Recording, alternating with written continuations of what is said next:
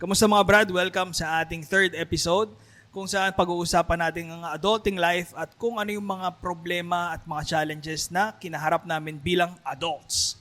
Yes, and we will also give you some tips and advice paano namin na-overcome, paano ma-overcome yung mga ganong klaseng problema. But then again, these are just advices, di ba? Nasa inyo pa rin kung susundin nyo. It depends kung mag-work or hindi sa inyo. This is based on our experiences. So, fasten your seatbelt, guys, as we start our new episode.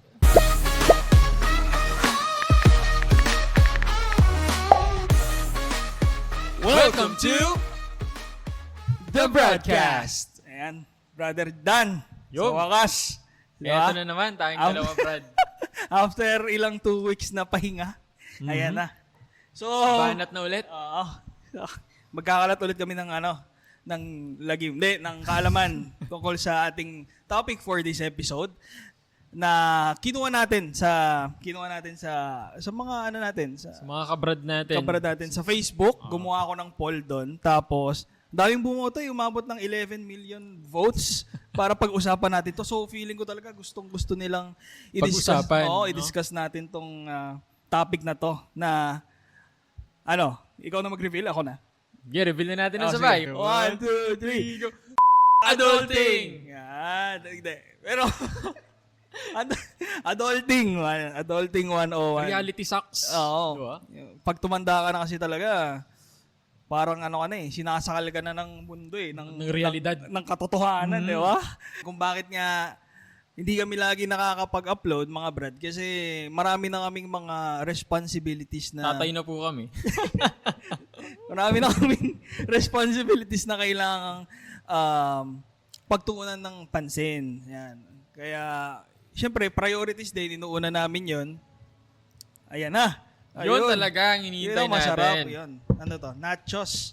Siya nga pala. Pakilala muna natin kung nasan tayo ngayon, Brad. So, Hindi na tayo magfe-fail dito kasi may pangalan meron na na talaga. Makikita nyo na sa cup Ayan, namin. Yan. ayan. So, nandito po kami ngayon sa Majula Bistro and Kitchen. Wow. Ayan. Sino may-ari nito? Yan ang kabrad natin, si Si Kuya Barry. Kuya Barry. Yan, salamat sa pagpapahiram ng iyong napakaganda at napaka-preskong maaliwalas na venue Grabe. for this episode. Mamay, pakita natin ngayon yung Yes, bibigyan namin kayo ng montage Hindi, ng nag-montage na ako kanina. Ano ba? Pakita natin ngayon. 1, 2, 3.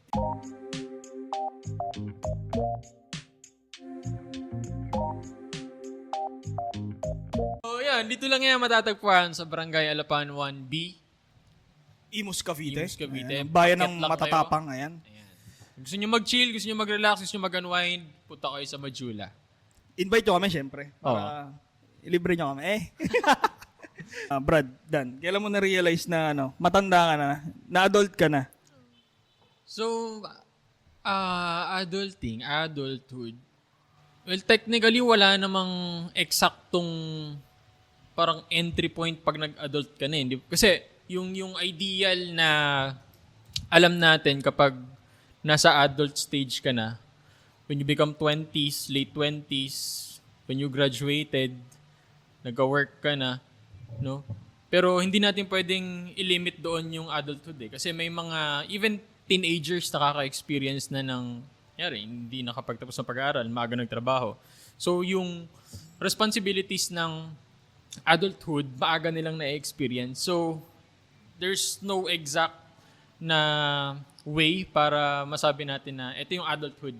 Kasi iba-iba tayo ng experiences. Pero yun nga, ideally, pag nasa 20s ka na, pag nag-goodbye ka na sa teenage life mo, pumasok ka na sa totoong mundo, yung kapag gumraduate ka na, nagkatrabaho ka na, you're paying your own bills, yun yung mga ganung bagay. So ako, bagong-bago, 5 years ago nung ako ay pumasok sa ganitong stage. Baby ka pa. Period ng buhay ng tao. Kasi ang adulting kasi, ito yung point sa buhay ng tao kung saan gumagawa ka na ng sarili mong decisions, di ba? Ikaw yung nagsasuffer ng mga consequences ng choices mo, ng mga decisions na ginagawa mo sa buhay. Yun, tulad ng sinabi ko kanina, magbabayad ka ng mga bills mo. And Yeah, 5 years ago nung pumasok ako sa ganitong stage, and siguro naman I have enough experience yung 5 years na yon para ma-share ko sa mga kabrad natin ngayon kung kamusta ang pagiging adult. Matanda. Oo, matanda. Gusto Parang ko, na-double pa nga ngayon kasi nasa parenthood na, di ba? Hindi lang Damang-dama mo na adulthood talaga. Oo, na nagbago talaga. So, yun, that's the time na masasabi kong nag-entry na ako sa panibagong stage sa buhay ko.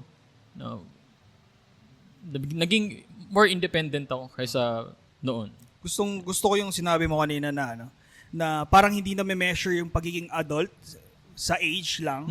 Na measure din siya sa gravity ng responsibility mo as a person. So pwedeng sabihin natin na yung mga brad natin na 16, 18, those na nag-work na para makapag-provide sa family nila kasi wala naman silang ibang choice kundi magtrabaho kasi nga hindi nila kayang or matustusan yung pag-aaral nila. Pwede na rin natin silang makonsider as adult. As an Yes. adult. Oo. No? So, nakikita ko dito, sa akin naman kasi, bilang simple lang. So, naramdaman ko yung pagiging adult ko nung nagsimula na akong magbayad ng car. Kasi for me, yun yung malaking desisyon na ginawa ko sa buhay ko. Kasi commitment eh. Long-term commitment siya. So 5 years, kailangan mong magbayad ng kotse. So hindi siya madali, lalo na sa ganitong paiba-ibang panahon. Kasi ginawa ko siya pandemic. So feeling ko dati, kaya naman kasi work from home lang. So akala ko kasi yung work from home setup, for life na siya. Hindi pala. So, nung natapos na yung pandemic, ayan na. So, mabigat pala talaga. So, dun ko na nadama yung kailangan ko nang ayusin yung mga desisyon ko sa buhay na hindi ako pabigla-bigla. Na yung hindi na siya impulsive decisions. Kasi hindi na ako bumabata, hindi ka na rin bumabata. So, ngayon 30 na ako. So, kung magsisimula tayo ng 20s, 10 years old na ako na adult. 10-year-old adult. Yan, gano'n. So, medyo matanda na rin at Kaya nga ikaw yung mas maraming may share dito eh. hindi naman kasi sa bahay lang ako ng 2 years eh. Sabi ko nga dun sa wife ko, siguro dapat nung nag-pandemic nabawasan tayo ng 2 years eh. Kasi parang hindi tayo tumanda. Nasa bahay lang tayo. So, Walang activity eh, no? Oo. So, 30 minus 2, 28 lang. So, 28 lang ako. Ganon. About yan, challenges na na-encounter mo sa 8 years. Sige, 8 years. I-consider natin yung 2 years. Oo. Yung 8 years. Ano yung mga challenges na na-encounter mo?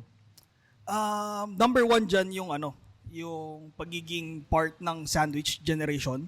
Yung inintroduce sa akin ng sister ko, ng wife mo, si Pao. Inintroduce niya sa akin, nabanggit niya sa akin yung sandwich. Ito, gusto mo sandwich? Calamaris. Puro laway na yung mic ko. Sandwich generation. So, nung nabanggit niya yun sa akin, sabi ko, ano ba to? Hindi ko to alam. Kasi ngayon ko lang yun narinig eh. Nung sinabi niya sa akin. Tapos, syempre, bilang ma-pride ako, sinearch ko na lang sa Google. So, sinabi dun, sandwich generation is yung part ka ng generation na iniisip mo yung previous generation, which is your parents, and iniisip mo rin yung future generation, which is yung yung offspring, yung mga anak mo. So, feeling ko part ako na kasi hindi naman kami pinanganak na mayaman, hindi naman kami pinanganak na may silver spoon sa bibig. So, naging challenge siya sa akin as an adult kasi hindi ko alam imbis na yung iba kasi, 'di ba, nagfo-focus sila sa sarili nila kung paano nila i-improve yung sarili nila. While me here, iniisip ko kung paano ko mabibigyan or paano ako makakabawi sa parents ko, 'di ba? After nung ilang years ng pag-aaral. Paghihirap. And then iniisip ko rin yung future ko kasama yung family ko or tsaka yung mga anak ko. So, yun yung nagiging challenge sa akin up to now na iniisip ko pa rin siya, hindi ko pa rin siya ma-figure out na kaya sorry nahihirapan pa rin. Pero step by step, unti-unti, one by one, sinusubukan kong solusyonan yung mga problema na meron ako ngayon or yung mga challenges na kinakaharap ko as an adult. Ikaw naman, may mga malalaking ka ba? Challenges na kinaharap na sa loob ng 5 years? Um, Same eh. Yung ganyang klaseng generation, no? Na talagang tayo yung casualty ng, ng ganong klaseng generation. Collateral damage. Oo, tapos, alam mo yun, for me parang mas doble yung challenge kasi 25 years old parent na ako with 2 kids. Diba? Kasi walang training sa pagiging magulang. So, araw-araw, inaalam mo, nangangapa ka kung paano ba maging mabuting magulang na ma-provide yung mga pangangailangan ng anak mo, ma-provide yung mga, at the same time, kahit hindi naman lahat, ma-provide din yung pangangailangan ng mga kapatid kasi marami pa akong mga kapatid Di ba? Alam mo yan, marami pa akong mga kapatid. Yung support sa bahay na binibigay namin ng wife ko. Yun yung challenges. Araw-araw, parang nai-encounter kayo mga ganung pagsubok na ano na naman kaya bukas. Diba? Araw-araw may mga bagong challenges akong nakakaharap. Parang bubulaga na lang lahat Surprise na lang. Oo, Diba? ayun. Iba't iba talaga yung yung mga challenges na kakaharapin mo na hindi mo kayang paghandaan kasi wala naman yan sa curriculum sa school Hindi kasama dun sa list ng mga subjects na iti-take mo. Pero good thing naman sa mga ganyang klaseng surprise na problema na mga pagsubok. Pag nalampasan mo kasi mas tumitibay ka Di ba? Yung hindi mo na nakikita na darating pala to, hindi mo nakikita na mangyayari pala to, pero pag napagdaanan mo, alam mo na kung paano siya i-handle Yun. Bilang pinag-uusapan na natin yung pag-aaral, yung curriculum, ano nga palang tinapos ni Brad Daniel? Ayan, so yun nga, I graduated way back 2019. Tagal na. Mamaya, abangan mo yung reaction ko sa'yo. So, 2019, graduate ako ng Environmental Science Wow. sa Habsu. And then, yung job ko ngayon, it's my first job. So, 5 years na rin ako sa trabaho ko ngayon as university instructor na hindi ko alam kung bakit ako nagturo. Kasi, ito real talk nung 4th year college. Kasama ako dun sa mga klase ko na namimili sang agency sa ngayon ng government kaya kami papasok after this. Kasi ang trabaho kasi ng kapag graduate ka ng course namin, more on sa fieldworks. Okay. Yan, so padala ka Kasi sa environment ganito. environment, sorry. Mismo, environmental science. Yeah. So, lahat ng mga trabaho outside yun, mga fieldworks, lahat nandun. So, yun yung gusto ko. Kaya ako nga napili environmental science din Kasi nung narinig ko na environment, nature, gagala to, lalabas-labas to. Yun. Pero nung after ko gumraduate, hindi ko alam bakit ko pinatos yung offer na magturo sa university. Napilitan ka lang. Hindi naman sa napilitan, pero mahilig din kasi ako na magsalita sa harap. Ako yung nagiging representative ng klase, mga ganung bagay. So, sabi ko, sige, subukan natin. Diba? Subukan natin magturo. Ganyan. So, first year ko, first sem, pinadala ko sa ibang campus. Ganyan. Kala ko ibang country. Sa ibang campus ng Kabsu. Okay. So, na-enjoy ko naman. Siguro naman, hindi ako mag-i-stay sa work ko ngayon kung hindi ko na-enjoy Tama. Diba? So, yun yung start kung bakit ito yung career ko ngayon. Ako naman, gumraduate ako nung Anong year? 2014. Yeah. Tagal natin i-compute kung ilan yun. 2014, 2024, bahala na ako. So, gumraduate ako ng Bachelor of Science in Business Administration, major in Management Accounting. Diba? Ang haba. Model lang school. Yeah, hindi. So, yeah, hindi. Nung, dyan lang, somewhere in Imus. So, after ko mag-aaral, pumasok ako sa isang BPO company na very, feeling ko na siya yung pinaka-famous na BPO company dito sa Philippines. Tapos, nag-stay ako ng 2 years and a half. Tapos, doon ako nag-aral. Pinag-aral nila ako. So, thankful naman ako sa kanila. Accenture, salamat. Ayan, sinabi ko Yes. na rin. Ayan. Pinag-aaral kasi nila ako ng Spanish. Ayan, so yo hablo español. Un poco despacito. Eh. Si. Tapos, yun yung bumago ng career ko. So hanggang ngayon naman, napapakinabangan ko yung natutunan ko nung nag-aaral ako na for 1 year. So inline dun sa... Inline kasi nasa accounting ako, then BPO, nagsusupport kami ng noon sa Accenture, mga Latin America countries. Ngayon naman sinusupport ko Spain. So yung mga conquistadores, yung mga sumakop sa Pilipinas noong for 350 years. So salamat sa inyo. So ayun, yun lang naman. Kaya naman ako napasok sa ganitong industry. Hindi rin ito yung first choice ko yung sa mag-BPO. Actually, aksidente lang. Parang iniintay ko kasi talaga yung tawag galing dun sa bangko. Kasi pangarap ko magtrabaho sa bangko. Pangarap ko maging teller, maging cashier, dahil hindi ako CPA, so yun yung naging pangarap ko kasi yung father ko doon nag-work sa isang government bank. So lumaki ako na ganun yung nakagisnan ko. Doon ka na-expose. Nagtatrabaho kami kahit nung bata pa kami, child labor. Grabe. pero as a kid during that time, sobrang nag-enjoy kami ng kapatid ko. So Sinasama kayo, no? Oo. So, na-expose kami sa mga ganun. Kaya, nung lumaki ako, sabi ko, gusto ko rin dito magtrabaho kasi maraming pera dito sa bangko, bubuksan ko na lang yung vault. Dahil joke lang. So, kasi government, nakikita ko yung benefits kasi pag nag-work ka sa government, di ba? Maraming benefits na hindi masyadong aware yung iba. Kaya, pinipili lang magtrabaho sa private sector. Pero kung malalaman nyo yung mga benefits ng government entities, baka mag-resign na kayo ngayon. Yan, joke lang. So, kaya rin kumuha ako nung nag-exam din ako sa CSC, Civil Service. Yun. So, nakapasa naman, awa ng Diyos, pero hindi ko pa rin siya nagagamit hanggang ngayon. Pero hopefully someday. Yan. Tapos, nung nag-start na ako, parang interview na to. Tell me about yourself. Okay, hindi, sige.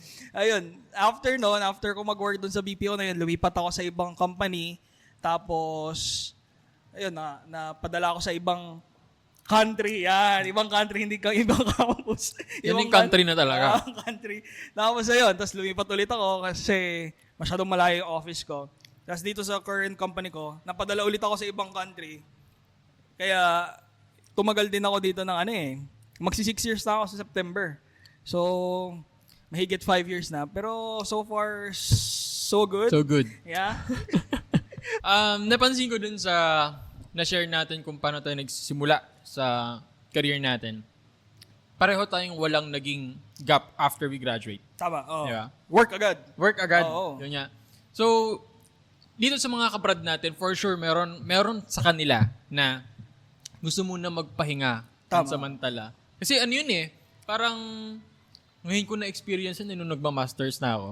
After ko i-take lahat ng subject sa masters, nag-file ako ng leave. Isang sem. Gusto ko magpahinga muna dun sa stress sa ACADS, ganyan. Now, alam ko sa mga kabrad natin dyan, meron sa kanila na gusto munang magpahinga for a month, a year, even a year, bago sila mag-work. Ano yung masasabi mo sa kanila? Is it good or depende pa rin sa sitwasyon na take a break muna bago ka enter into a real world? Anong Actually, take mo doon? Para sa akin, gusto natin yan. Kahit tayo na nag-work agad, gusto rin naman talaga natin yan, di ba? May break muna pansamantala. After mo mag-aaral, break ka muna. Kaso, ang problema during our time, hindi natin afford. Depende diba? Talaga sa sitwasyon. Kasi nga, parang, yun nga, sinampal na tayo agad. Pagka-graduate pa lang natin ng college, sasampalin na agad tayo ng katotohanan. ng adulthood. Yan. Wala kang karapatan magpahinga, magtrabaho ka na. Diba? Hindi pa ako nakagraduate, nag-apply na ako ng trabaho Diba? Para pagkatapos ko mag-graduate, pagkatapos ng graduation, may work agad ako. So, ang masasabi ko sa kanila, kung afford nyo naman, bakit hindi? Kasi mahalaga rin yan, lalo na sa panahon ngayon, diba? Nagkaroon na ng awareness yung mga tao, lalo na yung mga Gen Z sa mental health. So, kailangan talaga nating ialagaan din, hindi lang yung physical health, hindi lang yung financial health, Pero ang pinakamalaga sa lahat yung mental health natin. Kasi paano tayo mag-function ng ayos, di ba? Kung hindi tayo okay mentally, di ba?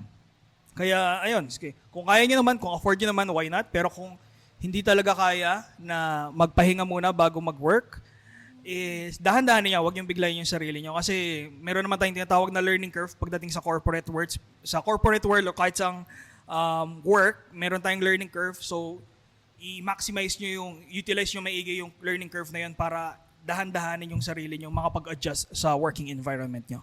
Yun. So, if you have the means na mabuhay kahit hindi nagwo-work, kahit hindi pa nagwo-work, Sana earn. di ba? Then, go. Pahinga ka muna. 1 month, 2 months, 6 months. Sige, pahinga ka muna. But, if there's a need na, magtrabaho ka, may mga nakaabang na agad sa'yo ng mga bills after mo mag-graduate, then, parang, there's no reason para magpahinga. Tama. Di ba? Dami nating Sabak iniisip, na agad. Oo, daming kailangan isipin talaga pag pag adult ka na. So hindi mo na talaga parang yun yung mga nababasa ko na meme, wala kang time mag-rant eh. Mag-breakdown, mag-rant. Lagi ako nagra-rant pero hindi ako nagbe-breakdown. Ayan. Wala kang time mag-breakdown. Ultimo yung pagbe-breakdown mo kailangan mo i-schedule. Di ba? So paano mo bilang dami nating iniisip, dami nating kailangan unahin, ang dami nating kailangan i-prioritize. Paano mo pa nababalance yung Kasi active ka eh. May mga tropa ka. Ako kasi wala akong tropa dito sa Cavite. sa Imus. So, bilang ikaw, marami kang friends. May church ka pa, may family ka pa, may ACADS ka pa. May teacher ka. Diyos ko. Hindi ko na alam. Paano mo siya binabalance bilang adult? Actually, yung mga ganong ganap natin sa buhay,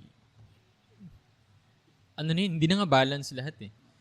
Siyempre, since tatay na ako ng magiging 2 kong anak, mas lamang na, siyempre, yung time na inaalat ko para sa anak ko, sa family ko, kaysa sa ibang bagay. So, for me, ang ranking na niya sa akin, ba't ko siya na-manage ng maayos is that my own family, work, of course, di ba? And then, simbahan, pagiging presidente natin ng sakristan ng Alapan. And then, last na yung yung mga ginagawa ko before nung binata ako, laro, gala, yun eh. Minsan nga hindi ko na nagagawa eh. So, yun yung pag-manage ko sa mga ganap ko as adult. No? Para walang mag-suffer sa kanila. Baga, wala akong maiwan sa kanila, walang mag-demand ng time. Kasi hindi ko rin naman pwedeng pabayaan totally talaga lahat ng yun. Hindi mo naman kasi hindi na rin natin pwedeng masabi na, excuse me, na nababalance pa rin natin. Kasi nga, mag-iiba na yung priorities natin eh. Yun. Swerte naman ako, yung mga friends ko sa work, yung mga gar, yun, what's up gar? Hey! Kasi pare-pares kami ng priorities. So, may mga sarili-sarili kaming buhay syempre, pero pag nasa office, talagang parang hindi naman feeling binata pero hindi umaarting binata. Ayan, gets mo yan? Parang tropa-tropa lang ganyan. Pero hindi kami nag-night out, ganyan. Pero pag nasa office talagang bardagulan ba? Ayan. Kaya yun din siguro yung naging dahilan kung bakit matagal pa rin ako or nandito pa rin ako sa current work ko kasi na-enjoy ko yung working environment kasama yung mga colleagues ko, yung mga friends ko. Ayan. Tapos when it comes to to family, yung personal family ko and then sa wife ko. Lagi naman lang ako kasama, then mini-make sure ko na pagkasama nila ako, hindi sila nalulungkot. So lagi silang kapag may extra, labas kami. Pag nasa bahay lang, ako yung clown, ganyan. Ako yung maingay, ganyan. Tapos sa ACADS naman, yan. Magta-try ako, so titignan natin. Yan. Wala kasi yung ACADS ngayon eh. Puro ako lakads. Yan. Tsaka podcast. Ayan. So itatry natin mag-masteral din. Kasi gusto ko rin maging master katulad mo, idol. Master. Tatry natin mag-masteral kung kakayanin natin. So, pag ginaya, may bago na naman tayong babalansin. Kasi, yun isa rin yun kasi sa mga ini-aim ko na matapos para magkaroon din ng something or magkaroon din ng buhay yung ano ko, yung paulit-ulit na tawag doon? Yung routine mo. Routine ko for the last 10 years, di ba? Papasok. Gusto mo naman ng bagong Oo, ngayon. gigising ka, papasok ka, mapapagod ka, uuwi ka, tulog, repeat. Di ba? Sobrang boring no, lalo na. Alam ko marami makaka-relate sa mga brad natin dyan, lalo na yung mga nag-work sa office, sa BPO, sa shared service. So, alam mo yung buhay natin na gising ka, work ka, tulog ka, repeat lang ng repeat hanggang sa mag-resign ka na lang ulit. Tapos, lipat ka ng ibang kumpanya. Akala mo, magbabago yung buhay mo? Hindi, ganun pa rin. Di ba? So, once in a while, siguro kailangan nating i-assess yung mga sarili natin kung may mga gusto ba talaga tayong gawin sa buhay natin. Kasi dun sa mga priorities natin, minsan nawawala na yung sarili natin. Di ba? Family, work, ACADS kung meron. Di ba? Family, work, ACADS. Wala na yung self natin. So, may nabasa ko na from Monday to Friday, during work days, work ka. Pero pagdating ng weekends, hatiin mo yan for your family tsaka sa hobby mo. Hobby yung, hindi yung husband hobby na, yung gusto mo talaga ginagawa gawin. mo. As a person, kung gusto mo may kilala ako, nagpe-painting sa office namin. Yung iba naman, alam mo yung Spartan race? Ano yun? Yung palakasan. Yung parang Ironman. Dito sa Pilipinas or sa ibang bansa din naman, may Spartan race. Parang tatakbo ka din, may mga obstacle courses.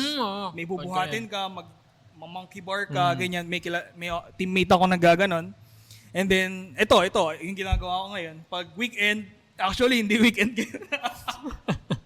So, ayan, pag may free time, ayan, magpo-podcast. Kapag libre si Brad dyan, pag wala siyang pasok, pag libre din ako, din pag wala kaming adult responsibilities, tsaka kami magsushoot ng podcast. Paano mag-manage ng finances ang isang adult? Mahirap. Masakit sa ulo, kailangan mo na talaga ng Hindi na pwede yung sa utak mo lang i-compute, iba-budget lahat eh. Kailangan. Pero yung pag-manage mo ba, yan yung style na na-discover mo on your own or may, kunyari, ito yung ginagawa ng parents mo, inadapt mo lang, tinuloy mo lang? Sa akin, yung mga napapanood ko, especially kay Chinkitan, yung mga financial advisors sa TikTok. Doon ka kumukuha ng ideas? Oo, marami. Tsaka yung book ni Robert Kiyosaki, yung Rich Dad, Poor Dad. Poor Dad. Yun. So, ang mga takeaways ko lang dun is yung standard budgeting. So, ito yung income mo, less mo yung needs mo, or yung mga bills mo, and then yung matitira, i-distribute mo sa wants mo, sa emergency fund, and then sa ano pa ba yun? Sa investments, di ba? Para nag-grow pa rin yung pera. Ang funny lang, hindi ko siya nagagawa. Kasi nga, bukod sa marami pa akong bills, marami ka ring wants. marami rin akong wants. Yan. Hindi, I always make sure naman na after ko, binibili ko lang yung mga wants ko after ko mabayaran yung mga bills ko. Para hindi ako naiipit. Wala namang problema doon. Para hindi ako naiipit na, kailangan ko pang magbayad pala ng ganito, wala na akong pera kasi tapos nabili ko na ng mic. Hindi ganun. Dapat, yung needs, yung bills muna, income mo, less mo yung bills. Kung matitira ka, good. Kung wala, tis ka muna. Diba? Ikaw, may mga techniques ka bang gustong i-share tungkol sa pag-manage ng finances? Isa sa mga hindi nawawala sa pagbabudget namin, actually, pagbabudget namin mag-asawa kasi kami yung type na mag-asawa na combined yung income namin eh. Ganun kami para mabayaran namin lahat ng mga bills namin. Walang bago, pero ang isa sa hindi nawawala is yung budget for wants, others. Kasi, totoo yun eh, yung kapag, sabihin natin, nababayaran mo yung mga bills mo, pero nakaka-exhaust kapag sakto lang lahat ng kinikita mo sa mga bills mo. Yung wala kang nang nabibili ng kahit pang Jollibee man lang, wala kang nabibili para sa sarili mo kahit maliit na bagay. Parang nakaka-burnout yung ganun eh. Yung lahat na lang napunta sa bayarin. Yun, hanggat maaari, yun yung tip ko sa mga papasok sa ganitong stage. Maglaan pa rin kayo ng kahit kaunti, hindi naman bongga na amount para sa mga kagustuhan, mga hilig ninyo. So, maglaan ng kaunti para hindi kayo na-exhaust. Yun. Hindi mo dinedeprive yung sarili mo, di ba? Mm. Kaya makakain man lang ng masarap ngayon may trabaho ka. Oh, deserve mo rin naman yun. Nagtrabaho ka ng ilang linggo, di ba? Malay mo di mo deserve ngayon. Pero bukas deserve mo na. Sa makalawa deserve mo na. Kaya bilhin mo na. Check out nila Yellow Basket. Naging life sale yan. So sa kabila ng mga nakakatawa tsaka nakakalungkot na mga pangyayari sa ating adult life, may mga naging epekto ba yan sa sa mental health mo? Oo. Breakdown ka ba? Not to the point na magbe-breakdown ako. Kasi hanggat maaari, hindi ko inahayaan yung sarili ko na papunta or mag-end up sa ganun. Kasi ang isa sa mga nakaka-apekto sa mental health ko sa ganitong stage is yung sinasabi ng ibang tao tungkol sa'yo. Di ba napag-usapan natin sa Batangas? Di ba? Na Hindi pa natin nare-release. Ay, amin lang pala yun. Napag-usapan namin yun sa Batangas na minsan talaga may mga choices and decisions tayo sa buhay na naaapektuhan because of other people saying. No? Yung iniisip ng ibang tao sa atin, kino-consider natin yung sasabihin ng iba kaya hindi natin nagagawa yung mga hindi tayo nakakapag-enter sa bagong opportunity dahil sa sasabihin ng iba. Ganun ako eh. Pero yun nga, hindi ko inahayaan yung sarili ko na mag-end up talagang maapektuhan ka ng sinasabi ng iba. No, hindi eh. Parang yes, kino-consider ko sila para lang mag-isip ako ulit kung itutuloy ko ba to, tama ba tong gagawin ko. Pero not 100% na yun yung magiging dahilan kung bakit hindi ko itutuloy yung gusto kong gawin. No. Yung mga Ikaw? opinion ng iba ng ibang tao na bumaboses pero wala namang ambag, di ba? So, Kapag nag-fail ka, wala naman din silang gagawin eh. Papanoorin ka lang nila eh. Di ba? kasi yun nga, sabi rin nila, kahit na naman anong gawin mo, maganda o masama, lagi namang may masasabi. Meron silang ibang masasabi. Tao, diba? Totoo. May mga opinion naman sila na basura. Nanggigigil ako, ipigil ako. Hindi, sa akin naman yung mga ganyang opinion kasi, parang ako si Enwi. Kilala mo yun si Enwi? Sa Inside Out. Inside Out. Oo. Yung walang pake. Yung Nonchalant. hindi naman nonchalant pero wala siyang paki sa mga nangyayari basta ginagawa niya yung gusto niya. Di ba? Ganun yun eh. Kaysa yung mas pinipili kong mawala na lang ng paki kaysa mag-overthink ako sa mga bagay-bagay na di ko alam kasi pag nag-overthink ako parang hindi kasi tumitigil talaga yung pag-iisip ko eh. Di ba tulad na nabanggit ko sa iyo last nung first episode natin? Di ba? Oo. Mas active yung utak ko kapag gabi na, pag matutulog na. So kung ano-ano na yung pumapasok sa isip ko, yung mga what ifs, ganyan. So kaya minsan pag natutulog na ako, bago ako matulog, talagang scroll lang ako sa cellphone hanggang bumagsak na lang talaga yung mata ko, hindi ko na kaya para maiwasan ko na lang yung pag-iisip ng kung ano-anong mga bagay. So yun, sa akin naman, di naman masyado kung nagkakaroon ng problema when it comes to mental health. Kasi matagal na ako may problema. Hindi, matagal na akong parang Scorpio kasi ako so parang wala lang sa akin. Ako yung nagbibigay ng mental health problem sa mga tao sa paligid ko. Ako yung rason, pero kung ako yung maapektuhan, hindi. Kasi lumalaban ako pagdating sa mga ganyang bagay. Yung kung may isang tao na magbibigay sa akin ng problema na iisipin, ibabalik ko talaga agad sa kanya yan eh. Hindi ako yung magpapa-apekto sa kanya, siya yung maapektuhan sa akin. Pero mabait ako. Hindi lumalabas yung pagiging Hindi, mabait naman ako. Pero may gigil na yun. may tumatakbo lang tao sa isip ko.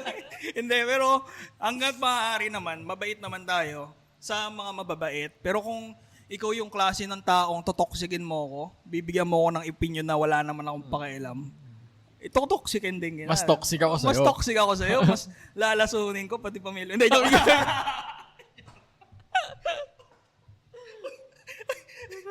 Sabi ko, good boy image tayo dito.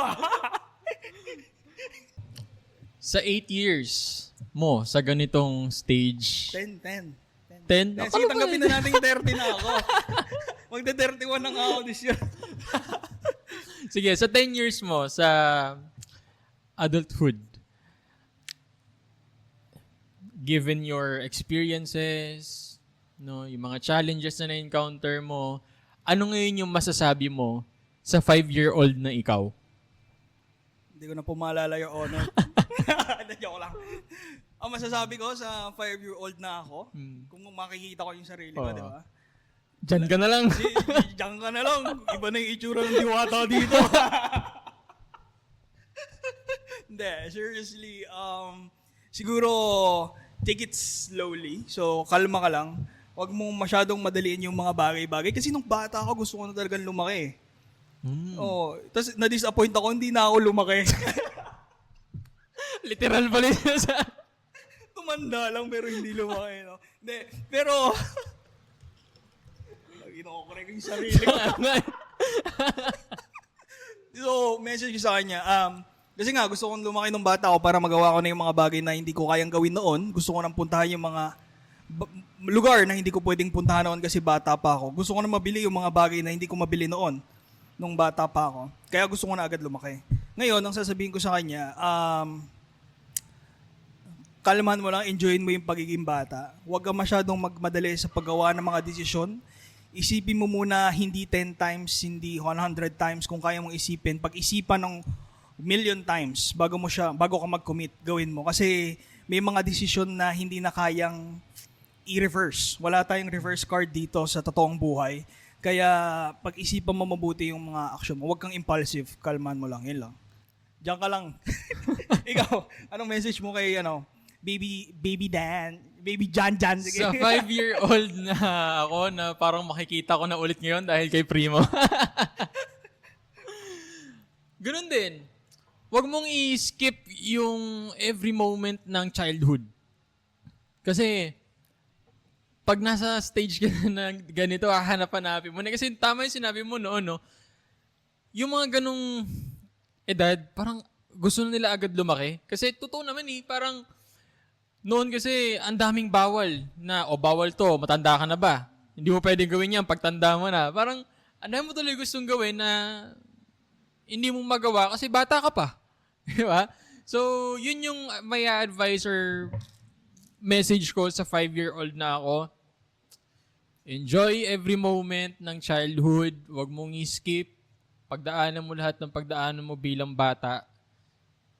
Kasi yung pure joy sa bata mo talaga makikita Ang hirap ng ma-distinguish yung pure joy sa stage natin Kasi hindi mo alam, ano ba, baka mamaya, pag nasa bar ka, masaya ka lang. Pero pag uwi mo sa bahay, hindi na. Diba? Bigat nung sinabi mo, pure joy. Nung sinabi mo yan, napaisip ako kailan ba ako huling naging tunay na masaya. Ooh. Diba? Naging tuloy ako Binigad. Hindi, wala naman akong pinagdadaanan. Pero kasi, parang tama lang sa'yo, no? Oo, kasi kailan nga ba? Kasi kung iisipin mo, hindi mo talaga maiisip. Mga sasabi mo na talaga, nakalimutan mo na Kasi, siguro yung nararamdaman ko na lang yung pure joy ngayon kapag nakakatulog ako ng 8 hours. Hindi siya yung joy nangingiti ka, pero yung satisfaction na nararamdaman mo kapag nakatulog ka ng buo, na gumigising ka na hindi ka na pinapawisan kasi mainit ngayon, di ba? So, madalas kasi nagigising ako na dahil sa init. Pero iba pa rin yung satisfaction kapag nakakatulog ka ng kumpleto, 8 hours, wala kang iniisip na problema na kailangang asikasuhin or bigyang pansin, 'di ba? So, kung hindi ko na talaga naiyak na ako. Go, alam mo yan. So, yun. So, kung may message ako sa batang ako, syempre may message din ako sa mga batang kayo. Yan. Yung mga batang nagsisimula pa lang sa adulthood, tulad namin na medyo, kami na yung mga kuya nyo kasi. Kami na yung mga mga example na hindi nyo dapat gayahin. Yung mga pagkakamali namin, syempre. Pero yung mga tamang decision naman namin, pwede nyo i-replicate, pwede nyo rin gawin. It's up to you, naman. Oo, decision nyo naman yan. Pero kung bibigyan ko kayo ng isang piece of advice galing sa episode na to is, tama, yung kanta ng Bini, karera. Buhay ay hindi karera. Di ba? Yun talaga yung, kasi nung bata tayo, pag nagsisimula tayo, especially sa experience ko, sa corporate world, gusto mo talagang umakyat ng corporate ladder eh. Gusto mo agad maging boss. Na hindi naman siya ganun kadali. Dati, bago nag-start ako mag-work, nagpustahan pa kami ng classmate ko kasi same company kami. Paunahan tayong maging team lead. Sabi ko, 2-3 years, ganyan. Kasi hindi ko pa na-realize tong panahon na yun kung gaano siya kahirap ma-achieve. So hanggang ngayon, hindi ko pa rin siya na-achieve after 10 years. So, wag kayong magmadali kasi ang buhay ay hindi isang karera by Bini. Pero totoo naman kasi dahan-dahan, unti-unti, maabot nyo rin yung mga gusto nyo sa buhay. Position man yan sa kumpanya or mga gusto nyo mang mabili or gusto nyo mang mapuntahan, kalmahan nyo lang kasi, kalmahan nyo lang kasi mahaba pang buhay. 20s pa lang kayo. So, ang average lifetime ng isang Pilipino ay nasa 70 to 75, diba? So, meron pa kayong 50 years para And napakarami nyo pang magagawa enjoy yung sa buhay. 50 years na yun. Huwag nyong isipin masyado yung So, pero kailangan naman. Kailangan natin isipin yung future. Pero isipin nyo yung present. Yun yung importante. Diba? Ikaw, ang haba ng message ko. Hindi, totoo yung sinabi mo kasi ayaw man natin sa hindi, may mga bagay talaga na mangyayari na wala na sa kamay natin eh. Di ba? Hindi natin kontrolado. Hindi natin kontrolado yung mga bagay eh. So, kung magpiprepare for the future, nakafocus ka na talaga sa future, napabayaan mo na yung present, bubulugayin ka ng mga yun eh. Diba? Useless yung pagpe-prepare mo. Sa akin naman, yung may iwan kong, di ko alam ito, share ko lang sa inyo mga kabrad. Kasi pareho na naman kami nang naisip na message sa inyo ni Brad Ralph. Kanina pa to sa damit. Dumating ako sa kanila, hindi kami nagkikita nito. 4:00 ako dumating sa bahay nila. Pagbaba niya ng kwarto, naka-green din siya. Hindi kami nag-usap na magi-green kami ngayon. So, ngayon, eto na naman, yung message na iiwan namin sa inyo, sabi niya wala daw siya share pero may share pala siya. Eh, yun din. Yung gusto kong sabihin, partida itong message na sasabihin ko, hinanda ko siya sa office pa. Hinanda ko sa office pa. Oo, kasi binasa ko yung question na binigay mo kagabi. Sabi, message. Sabi ko, sige. Hindi gumawa ako ng talagang binasa ko ulit yung quote na to. Tapos, related na naman sa sinabi mo. Yun nga, life is not a race. It's a marathon. Tama. Yeah. So, don't feel pressure. Lalo na sa mga kabrad natin na na fresh graduate. Yung naghahanap pa kung saan sila mag-fit na working environment. Tapos, makikita nila sa mga kabatch nila na may kotse na, may bahay na, nakapunta na sa ibang bansa. So, sila, nape-pressure tuloy. Diba? Dalawa lang pwede mangyari dun eh. Ma-pressure ka or you end up blaming yourself. Parang sabihin mo, ano bang kulang sa akin? Ano bang hindi ko nagawa? Bakit ako nandito pa rin sa estado ng buhay ko ngayon? Yung mga kabatch ko lang yun ha. Eto na, ganito na yung sinasahod, ganito na yung work, ganito na yung position. Diba? So, nag-end up tayo sa ganun kapag kino-compare natin yung sarili natin sa iba eh. Which is, yung pinagko-compare natin, success nila. Di ba, kadalasan pag nagbabrowse ka sa FB or sa IG, nakikita mo sa mga posts ng kabatch mo, yun nga, may mga achievements sila, may mga material things sila na wala ka. Yung yung mga finiflex nila yung iPhone yan, 15 Pro Max, marami silang mga finiflex that symbolizes their success. Di ba? Ngayon, ikaw, nade-degrade ka kasi yung pinagko-comparean mo, again, success nila. Hindi mo naman alam kung ano yung struggles na pinagdaanan nila bago nila ma-enjoy yung success na yun eh. Diba? So, parang ang nag-compare ng level 1 sa level 5. So, magkaiba talaga yun. Diba? So, ako, ang tip na maibibigay ko para sa mga kabrad natin, sa mga mahilig mag-compare ng sarili nila sa iba, na parang yun yung nagiging standard nila sa sarili nila. Yung kung ano meron yung ibang tao, lalo na yung mga nasa same bracket. Hindi naman siya actually, parang hindi siya inggit. Hindi siya inggit eh. Ngayon ko rin nare-realize na parang pag kino-compare mo yung sarili mo sa iba, hindi ka na-inggit, nape-pressure ka. Parang peer pressure. Peer pressure. Peer pressure na parang bakit si ganito ganyan, may sasakyan na, bakit siya nakapunta sa ibang bansa, ako nandito. Hindi ibig sabihin na inggit ka eh. Nape-pressure ka lang for yourself. Na parang somehow naiisip mo, may anong tawag doon? May pagkukulang. Tulad sinabi mo kanina, may pagkukulang ba ako sa ano pa bang hindi ko nagagawa? Kahit para sa sarili mo, nagawa mo na naman lahat, di ba? Yun. So, tip para sa mga ganong klaseng mindset, kung magko-compare ka na lang din, i-compare mo yung sarili mo sa dating ikaw. Kasi doon mo makikita yung yung progress mo eh. Diba? Doon mo ma-appreciate yung success na meron ka ngayon kapag nag-look back ka kung ano ka before at kung ano ka ngayon. So, stop comparing yourself to others. Diba? Start appreciating kung ano yung meron ka ngayon. Isipin mo lagi na malayo pa. Pero malayo na. Welcome to the Rag House, where every voice is heard. Dive into the stories, every tale, every word, from the heart of the Philippines to the world we cast. Join the journey with the Ragcast Podcast.